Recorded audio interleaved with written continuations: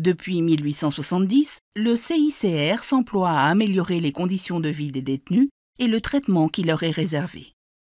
Traditionnellement, l'institution se concentre sur les personnes détenues en lien avec un conflit armé ou une autre situation de violence. Mais dans le cadre de ses activités, elle a aussi visité des migrants détenus. De nombreux États adoptent des politiques restrictives pour tenter de juguler la migration.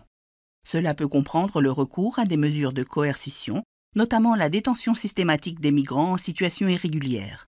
Dans certains pays, la migration irrégulière est considérée comme une infraction pénale, et les migrants reconnus coupables de cette infraction peuvent être placés en détention pénale.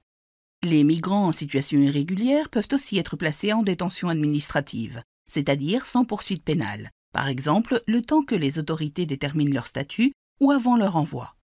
Une telle détention est généralement appelée rétention administrative. La rétention administrative est souvent très stressante pour les migrants, qui peuvent ne pas comprendre pourquoi ils sont détenus.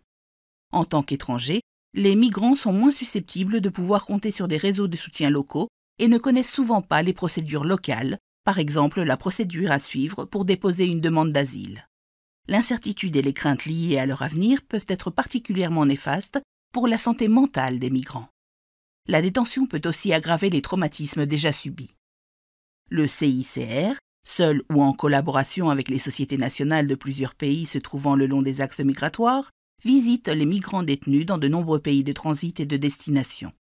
L'objectif de ces visites est d'observer si les migrants sont traités avec humanité, sont détenus dans des conditions qui préservent leur dignité et bénéficient des garanties prévues par la loi.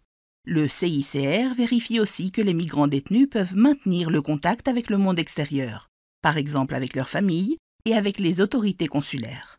Il entretient un dialogue confidentiel avec les autorités, dans le cadre duquel il peut soulever des préoccupations de protection, notamment en ce qui concerne le renvoi de migrants dans leur pays d'origine.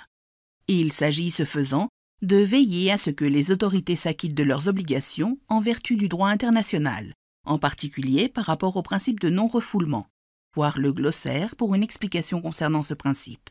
Le CICR peut aussi fournir une assistance en détention, mais s'emploie le plus souvent à persuader les autorités de réaliser des améliorations et à les aider à cet effet. Compte tenu de son rôle de chef de file au sein du mouvement dans le domaine de la détention, le CICR fournit un appui et offre son expérience aux sociétés nationales qui ont choisi de travailler avec des migrants détenus. Par exemple, il leur fournit des orientations sur la façon d'aborder cette activité et sur les meilleures pratiques dans ce domaine. Des sociétés nationales mènent aussi des activités complètement indépendantes dans les centres de rétention, fournissant essentiellement, mais pas exclusivement, des services de RLF ou une assistance directe là où cela est nécessaire. Intéressons-nous maintenant aux garanties dont les migrants détenus devraient bénéficier et aux autres considérations dont les États sont instamment priés par le mouvement de tenir compte en matière de détention de migrants.